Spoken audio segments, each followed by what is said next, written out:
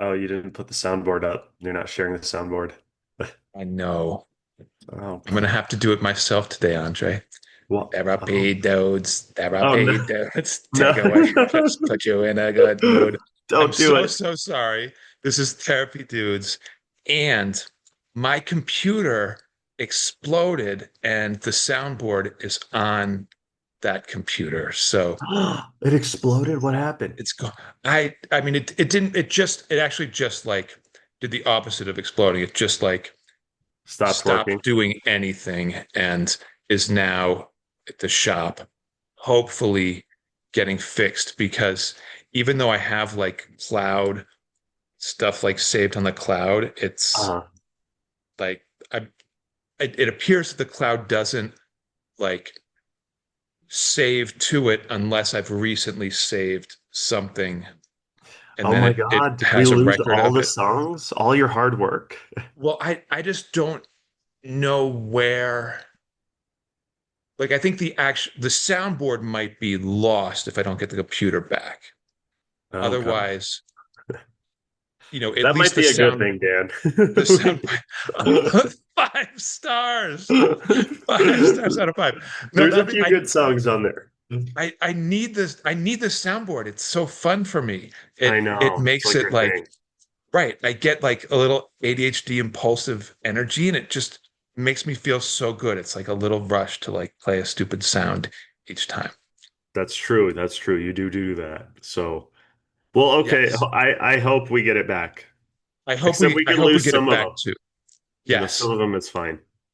I love our topic today, which is about relationships, and a lot of it I think is about like things to be aware of so that you can be cautious and enter into a new connection in a way that is healthy and eyes wide open and not kind of just plunging into something and then getting to a point later where it's like, wow, now I'm getting hurt and mistreated and that And I'm those always somehow in the wrong always.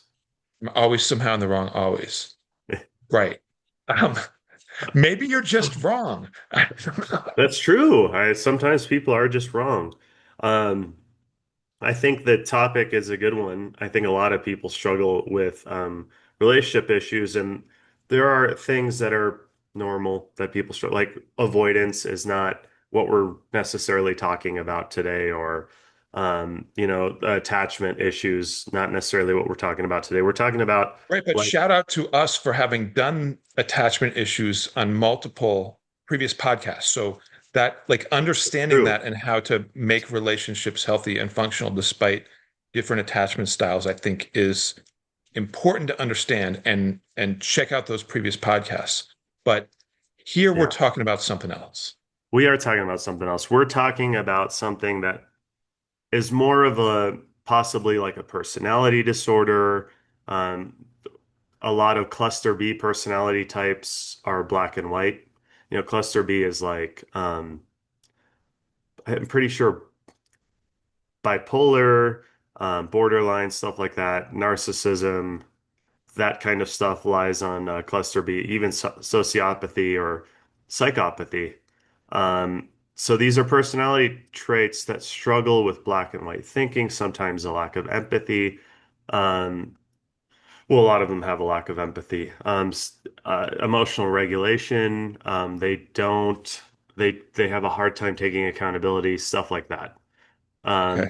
Um, and so a lot of the popular term we're hearing nowadays is narcissism. Everyone's a narcissist. Every narcissism is a spectrum. So like just like anything, it lies on a scale. Like every one of us has an amount of narcissism in us, I believe. I mean, it's a self-centeredness, right?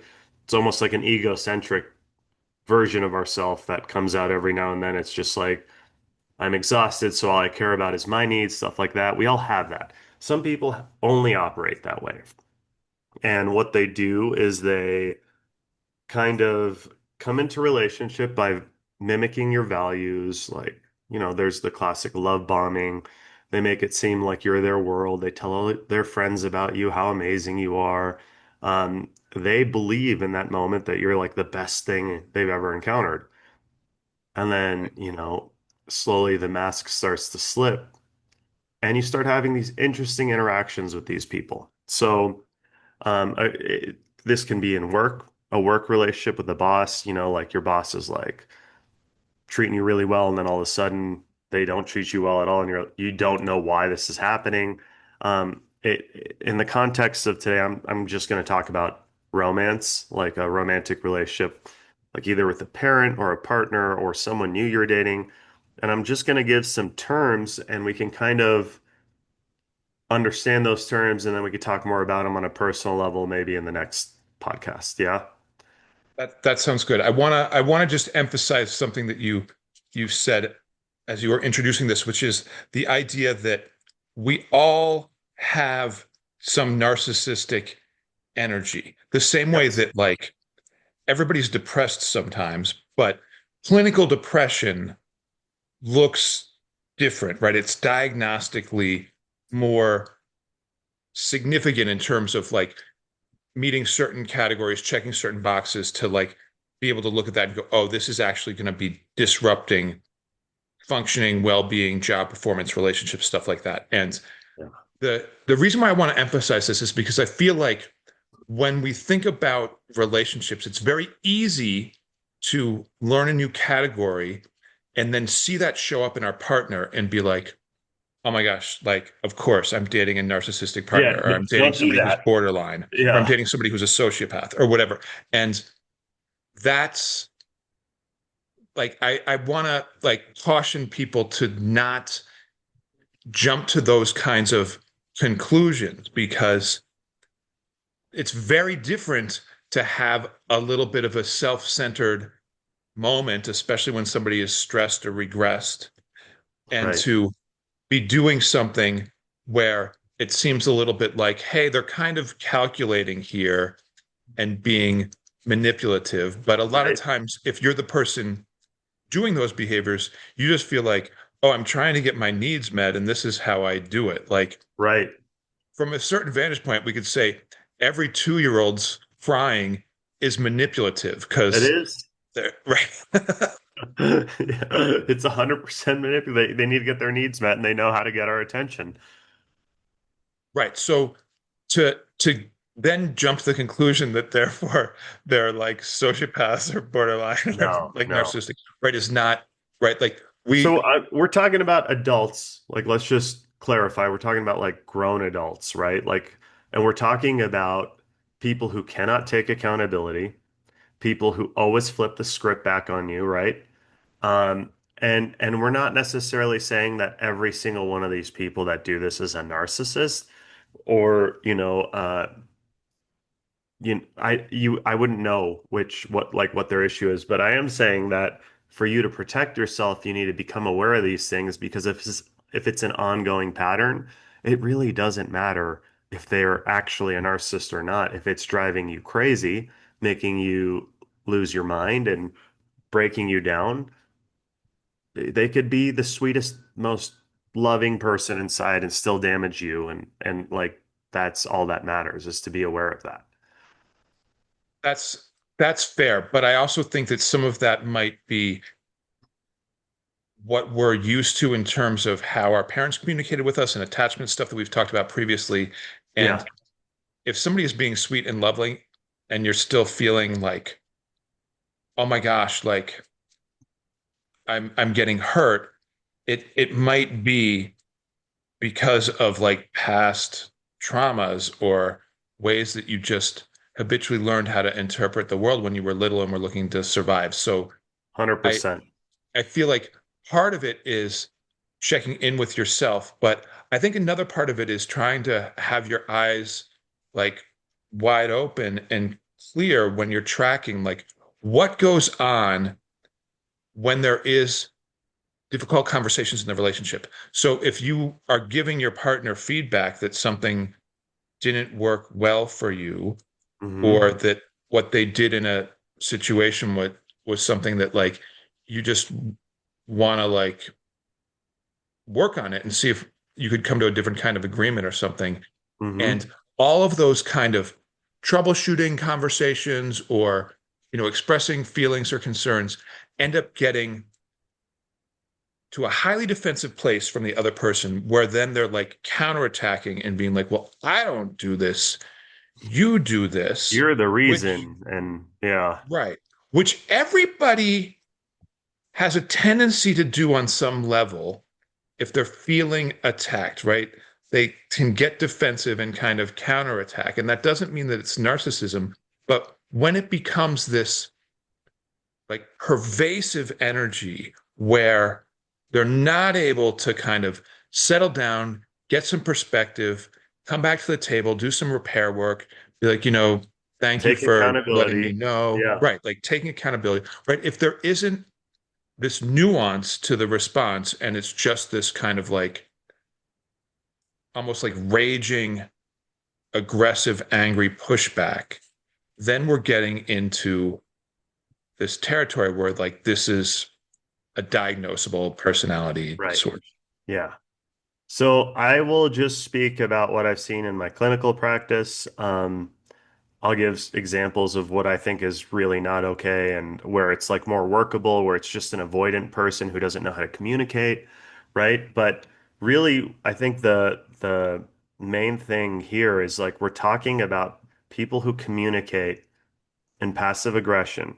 They gaslight, they blame shift, they deflect, everything but try to make the situation resolve. And that's where it's like if we're doing that at a certain age, it is, I think, a serious issue.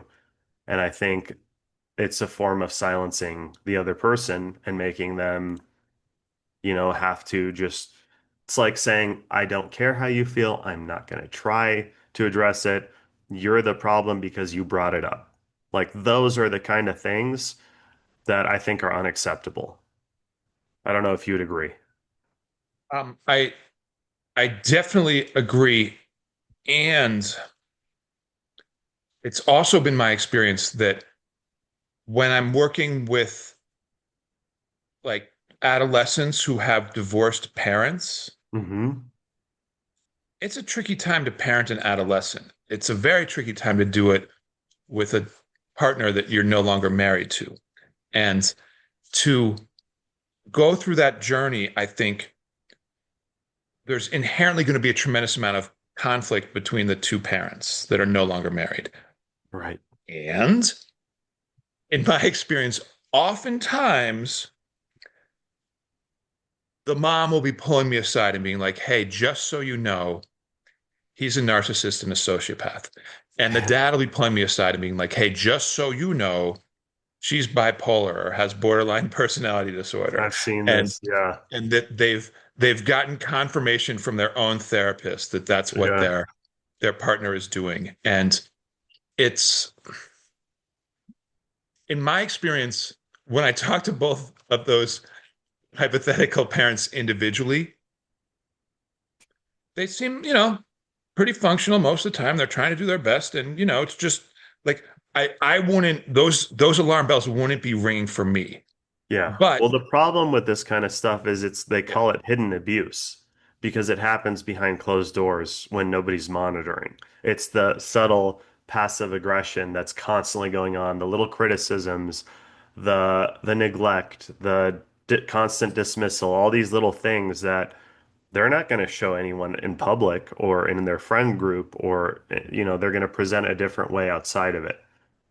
And I think that that's why it's hard because um they're also suggesting that, the other person's this way. And so the therapist is going to see a version of them that seems like a victim. They're very good at painting themselves as the victim. So which one's the victim? The actual victim, which I don't know which one it is, or, the the not actual victim who's saying they're the victim. Like you can't tell a lot of times with this stuff. right. And so, Well, and yeah, I for me, I feel like sometimes the conclusion I get to is that it's the relationship that is between the two of them that is fundamentally where like the insane disordered energy is coming from. And that if the two of them were just like sort of operating in isolation or didn't know each other and were just kind of like, yeah, coming Well, together for the first time, things would probably be relatively functional and fine. It's just that there's been so much history and yeah. so much unprocessed Damage where conflict one and of trauma, them does not damage. Yeah. want to, yeah, one of them is using all these tactics. More often than not, it's one of them that are using a lot of these tactics I'm going to describe. It's not usually both. It wouldn't last. You wouldn't be able to keep going if both people operated the same way because one of the people are trying to, it becomes a trauma bond when one person is looking for validation from the other constantly, and the other Okay. one's kind of controlling the strings and manipulating. So and a trauma bond is it's done by something called intermittent reinforcement, where you're trying to like let's say you're in a relationship with someone, they're always blaming you, they're not meeting your needs, they're neglecting you, they're dismissing you, they're not making sense. And every time you talk to them about it, they say you're the problem.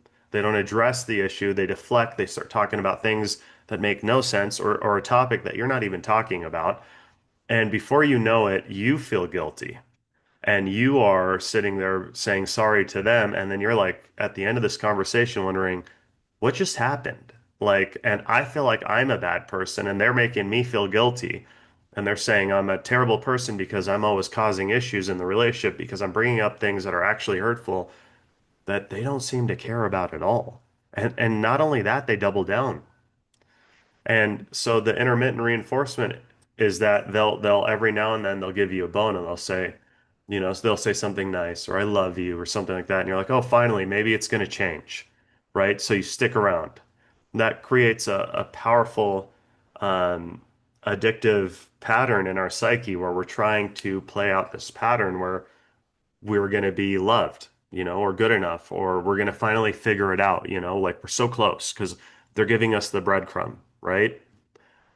I Yes. don't know if that makes sense.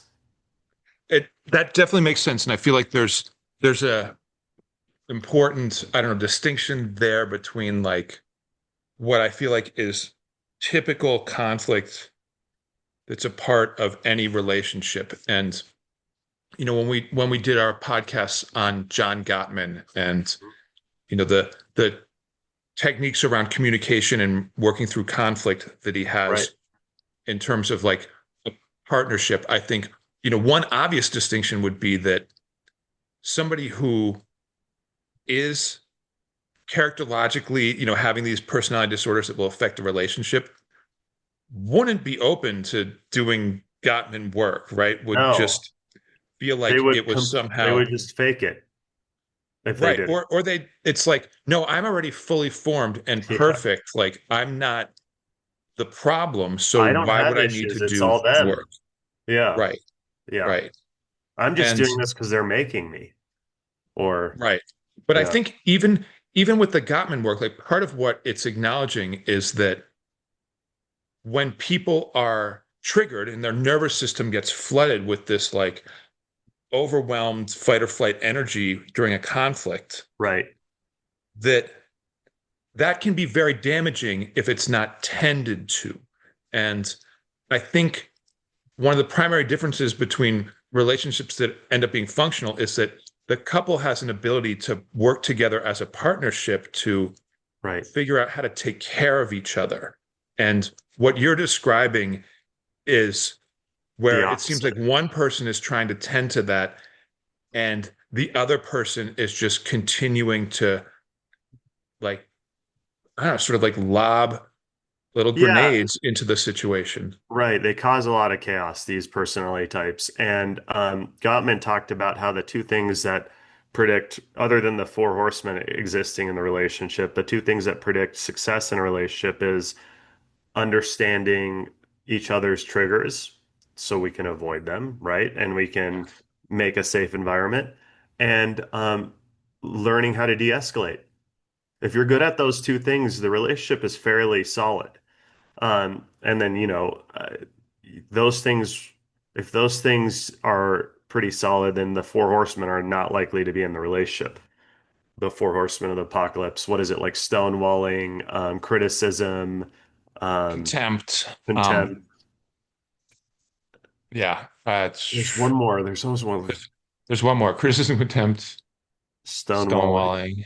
stonewalling. Um, but they're all sort of they build upon each other in terms of how people start to like bring sort of resentment and aggression into the relationship, and it eventually leads to Defensiveness. That's what. offensiveness. Yeah. Okay. Okay. Right. It eventually Well, just leads to like a place where people aren't able to communicate because the habits are getting ingrained to get defensive and then criticize and then have contempt and then be emotionally flooded during the argument so that right. stonewalling is happening.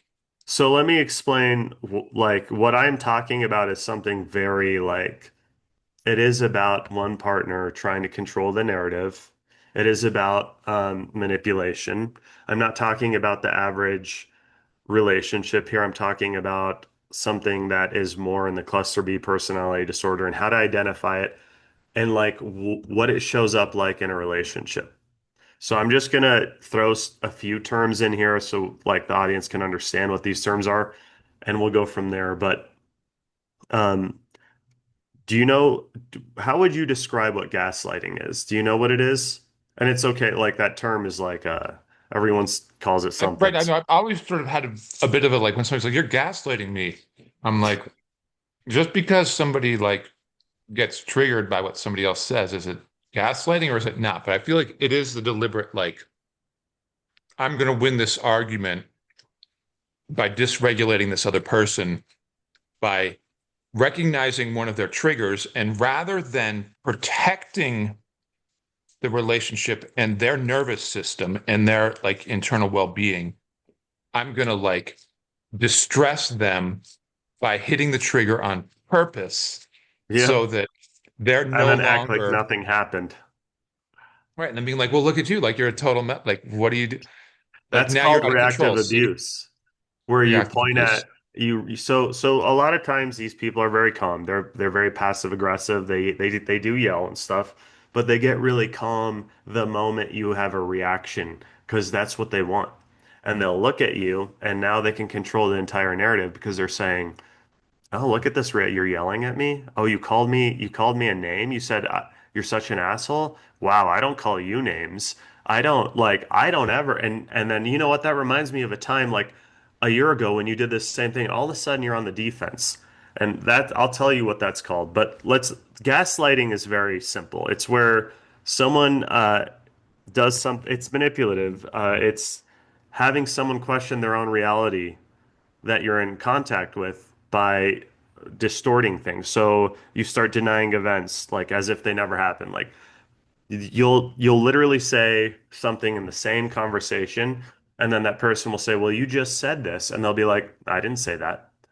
These oftentimes you want to like record. You want to be like, "You literally just said this," you know? So they're denying events and then they blame the victim and like they would say things like, "I wouldn't yell at you if you didn't provoke me." You know, or like, wow, like the reason I'm being passive aggressive with you is because I'm sick of you always having issues or something like that. Even though the reality is nothing has been closed. Like everything, they're ongoing issues that someone keeps trying to bring up, right? Like, hey, I noticed that you're still talking to this guy and or if it's a girl saying it to their guy, hey, I noticed you're still talking to this girl and I've noticed she's been flirty with you and no, you're just being insecure. But meanwhile, you know, the person calling the other person insecure doesn't even let that person look at anyone of the opposite sex. It's very manipulative. Um, they minimize feelings. They'll say things like, "You're too sensitive. It was just a joke," but that is not how it came off, right? And they isolate them and accuse them of things that they aren't doing. Like they'll say, "Oh, you must be insecure and that's why you're saying this, or you must be saying this because you're actually the one that's doing these things, whatever it is, right? So that's kind of what gaslighting is. I'll talk about blame shifting. Um, blame shifting is if when someone like let's say you come up to me and you say, "Hey, Andre, I don't like when you call me old and blah, blah, blah." And I look at you and I go, I don't think you're old, by the way, Dan. And I look at you and I go, well, you know, if you didn't like if 2 months ago, like you didn't say whatever, I wouldn't be thinking that way. or I wouldn't be doing that to you, or there's some, it's always like your fault that the issue you're bringing up is happening. It's not actually my fault ever. That's what blame shifting is. You just turn the narrative. You're talking about something over here now. And so Yeah. we're not actually addressing what you brought up and the concern you brought up in our relationship. I'm just talking about whatever to make it so you have to say sorry and we drop the topic. It's kind of your fault that I make fun of you. That's what blame shifting is. Mm, yeah. And then um there's deflection, which is just like you say, "Hey, this just happened," and you're just like, "Oh my God, like, I got to go do this over here," and like just literally walking away. There's that stonewalling, like ignoring the being giving the silent treatment. Nothing is ever held to accountability. Nothing is ever closed. They're just open conflicts, mini conflicts throughout the relationship where all these tactics are being used. And I think the most insidious one is something called reactive abuse. And Okay. did I talk about that yet or? You mentioned the term. Okay, so what reactive abuse is kind of that part where someone's constantly picking on you through passive aggression, or they're doing things that they know you wouldn't like on purpose, or there's like all these triggers that you have now in this relationship where everything's open, like I said, and you're constantly trying to explain why you're hurt by things, and all they do is poke, poke, poke until you are pushed way out of your character. You're like, "Are you fucking kidding me?" And you start cussing, and maybe you call them a name or two, or maybe you scream, or maybe you throw something across the room. Who knows? And now it's, "Oh, like listen to how you talk to me and look at all that aggression. You're just angry. You're filled with hate." And like Right. now that's all we're focused on. We're not focused on the years of subtle manipulation, passive aggression, disrespect, mind games, none of it. We're just focused on look at how abusive you are, right? Yeah. Look at this reaction. My God, what is wrong? And they're so calm at this point because, they Right. got full Okay. I control have a quick over the question narrative. about this one. And Yeah. then and then we're just going to have arbitrary end to part one here and pick up in part two. Well, I got to talk Like, about Darvo next, and then we'll end. Yeah. okay. Yeah. Um, so my my question is in like a parent teen dynamic, if the parent is like just constantly nitpicking of like, oh, you could have done better here and you didn't do this and you didn't do your chores and you didn't do this. And the kid's like, like leave me alone, leave me alone. And they're like, no, but if I leave you alone, and they just like keep like pushing, pushing, pushing, and sort of like the way you would like take a dog and rub their face and like the mess that they made or something.